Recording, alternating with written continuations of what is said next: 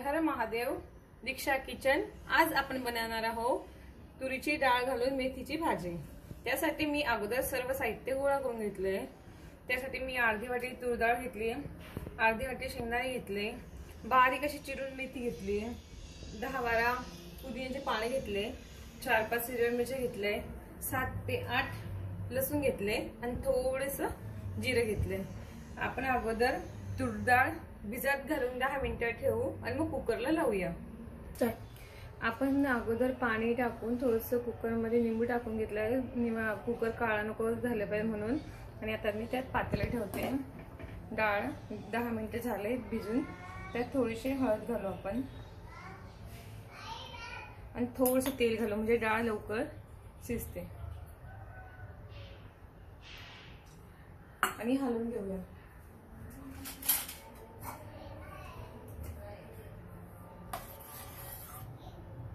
आणि कुकरचे झाकण लावून घेऊया.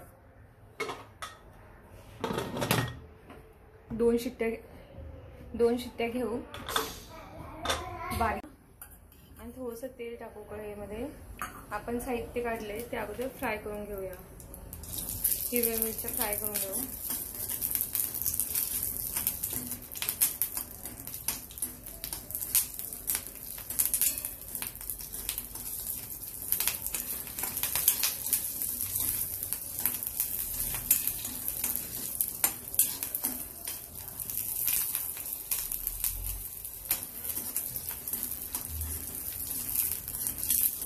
त्यात लसूण पण टाकून देऊ थोडंसं फ्राय करायला. आणि चव चांगली लागते.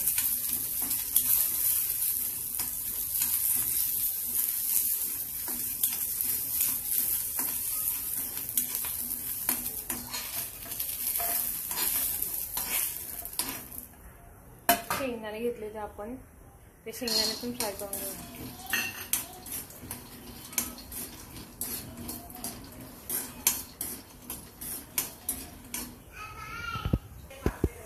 थोडंसं तेल टाकू आणि भाजी पण थोडीशी फ्राय करून घेऊ.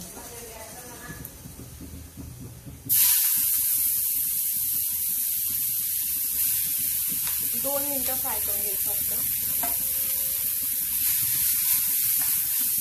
बारीक गॅसवर. आपण जे वाटण केलेलं आहे मेथीच्या भाजीचं ते आता भाजी करून घेऊयात. मी अगोदर थोडं तेल टाकून घेतलंय 3 ते 4 स्पून. आता आपण मसाला फ्राय करून घेऊया. बारीक गॅस करायचा, जास्त बारीक नाही, मीडियम.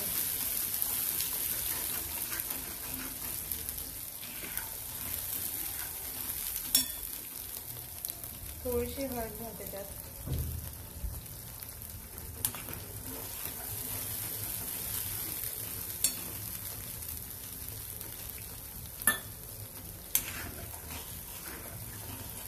मसाला खाल्लेला कढईला चिपकला नको पाहिजे त्यासाठी मी थोडंसं पाणी घालते. मसाला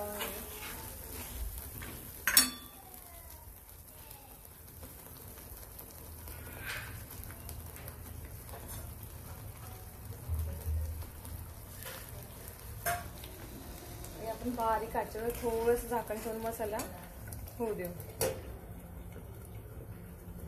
चल आता आपण मसाला बघून घेऊ. बघा किती छान तेल सुटले त्याला. छान होऊ दे सगळ्याला. मग आपण हाफ फ्राय केलेली मेथीची भाजी ऍड करूया.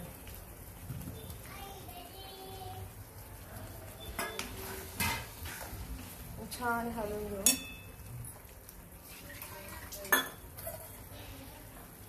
2 शिट्ट्या आपण डाळ घेतली ती शिजून ती आता त्यात ऍड करून घेऊ.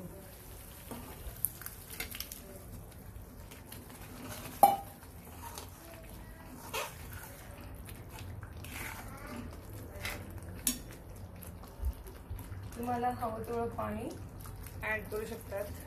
भाजी जेवढी पाहिजे ना तेवढी.